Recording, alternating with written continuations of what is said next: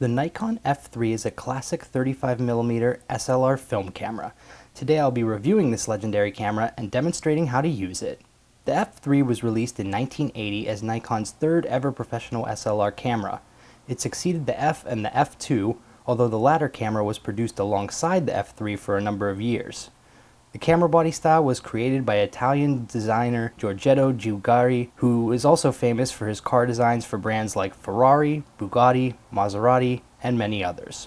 The F3 was a fully fledged pro camera and had cutting-edge features for the time, such as an electronically controlled shutter and the ability to shoot in aperture priority mode. It was Nikon's longest-running SLR camera, with production only ceasing in 2002. Today you can find F3 on the used market for $150 to $300, depending on the condition and the specific model. See the links in the description for more information on where to get a F3. Let's take a look at some of the controls. The Nikon F3 has an electronically controlled shutter, which means that you will need a battery to shoot with this camera. There are several options for the battery, which you can easily find online. I've linked the basic options in the description below. To replace the batteries, simply open up the battery compartment on the bottom of the camera with a coin and insert fresh batteries of your choice. The shutter speed is controlled by a dial on the top right of the camera. Speeds range from 8 seconds to 1/2000th of a second, and bulb mode for long exposures. Other settings include T for timed exposure, which works like bulb mode, except that you do not have to hold the shutter release down for the duration of the exposure. Simply press the shutter release with the shutter speed dial set to T, and the shutter is held open mechanically. Turn the shutter speed dial to any other setting to end the exposure. While bulb mode will use up battery life due to the electronic shutter control, T mode works mechanically, allowing for longer exposures. The X setting is for syncing electronic flash units other than the contemporary Nikon SB12 flash. This setting syncs the flash at 1/80th of a second shutter speed. Flashes can be attached via a PC sync cable in the sync port on the front left of the camera body. Set the shutter speed dial to A and you can operate the camera in aperture priority mode. This allows you to set the aperture, and the camera automatically sets the shutter speed based on the light meter reading to give you a properly exposed photograph. Both the X and A settings lock the shutter dial into place. To unlock it, simply press the metal button in the center of the shutter speed dial and turn the dial in any direction. The dial should move freely again. The shutter release button is next to the shutter speed dial, and it is also threaded for a cable release. To fire the shutter, the power must be switched to the on position, which is indicated by a red marking. If your battery dies, you can still release the shutter with the lever to the right of the lens. This will fire the shutter at 1/60th of a second. This was a key feature for photojournalists who may not have always had access to fresh batteries while out in the field. Take a photo by pressing the shutter release button on top of the camera and advance the film with the frame advance. Firing the shutter on the Nikon F3 is one of the most satisfying things to do photographically.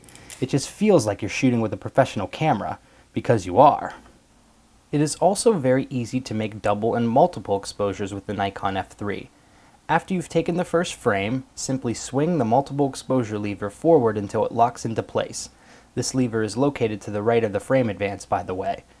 The next step is move the frame advance lever, which will recock the shutter without advancing the film.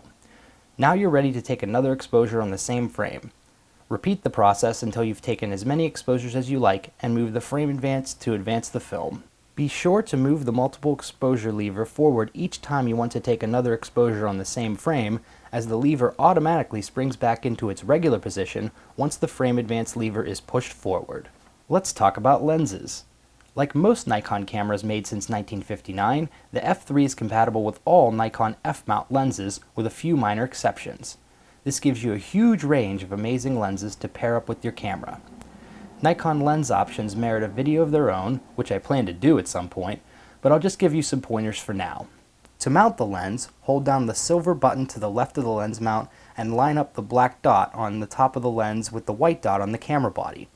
Twist until the black dot lines up with the center of the viewfinder and locks into place. To remove the lens, simply press down on the silver button and move the lens in the opposite direction until you can separate it from the camera body. Like I said, the F3 works with Nikon F-mount lenses, so if you've got any F-mount lens, you're pretty much good to go. The only F-mount lenses that will not work on the camera are the most recent Nikon G or gelded lenses. These lenses do not have an aperture ring. The aperture is controlled electronically through modern Nikon camera bodies. The F3 is not capable of controlling the aperture through the body, so these lenses will not work on the F3. But fear not, because you can still use pretty much any Nikon lens produced from 1959 until 2000 when the Gelded lenses were introduced. There were a handful of system-built autofocus lenses for the autofocus version of the F3, which was released in 1983, but for the most part, the F3 system only supports manual focus. You can attach autofocus lenses, but just note that you will have to manually focus them as well. But if you're shooting film, you're probably not afraid of manual focus anyway, so NBD. To focus the lens, simply turn the focus ring on the lens until your image looks sharp in the viewfinder. One other thing to note is that you cannot meter in camera with Nikon's non-auto indexing or non-AI lenses, which were produced from 1959 to 1977. This is because aperture information cannot be transmitted to the camera body through the electrical contacts on the lens. Non-AI lenses are easily identified with the quote-unquote rabbit ears fork on the aperture ring. Even though you cannot utilize the metering functions in the F3 with non-AI lenses, you can still shoot with these lenses if you use an external meter, use stop-down metering, or set all of your exposure settings manually. I use a 28mm non-AI lens on my F3 with no problems. Pretty cool! Another really cool thing about the F3 is that you can swap out the viewfinders. There are a number of different options for this. Probably the most popular one is the HP or high point viewfinder, which has good diopter adjustments for folks who wear glasses. The standard focusing screen has a split focus aid in the center. You can also swap out different focusing screens if you are so inclined. Meter information is displayed in the top of the viewfinder. When you press the shutter release button halfway, the LCD lights up and displays aperture and exposure information.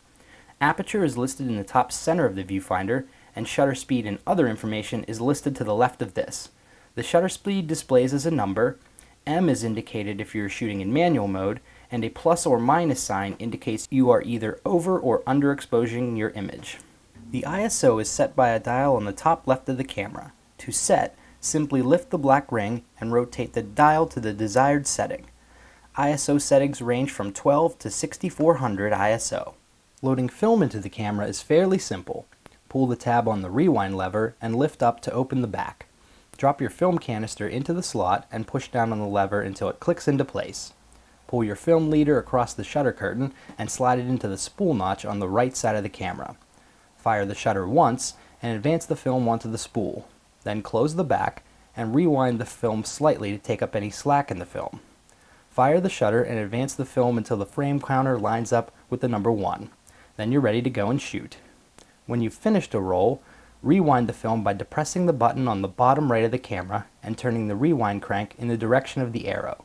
You should notice a sound and a relief of pressure on the rewind crank once the film has completely come off the take-up spool. At this point, turn the rewind crank approximately one more turn, and then open up the camera back and remove your film. Finally, get your film developed by your method of choice and enjoy the sweet results.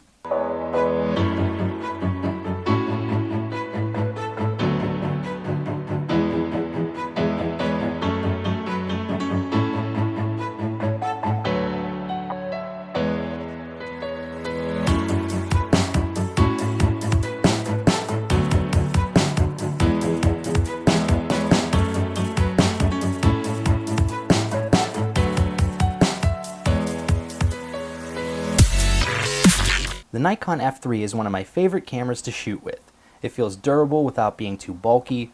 All of the controls feel smooth and precise, which makes for a satisfying shooting experience. Not to mention the fantastic image quality that can be achieved when equipping the F3 with the excellent lenses available for Nikon cameras. This camera is a dream to shoot with. It is truly the Ferrari of 35mm SLR film cameras. Thank you all for watching my video on the Nikon F3. If you like these videos, please subscribe to my channel by clicking on the subscribe link down next to my channel name, or by clicking on the picture of my face next to my face. Also, check out the links in the description for more information on the Nikon F3 and where you can get your hands on one. That's all for this week, folks. We'll see you soon. This has been Dan Bullman Photography.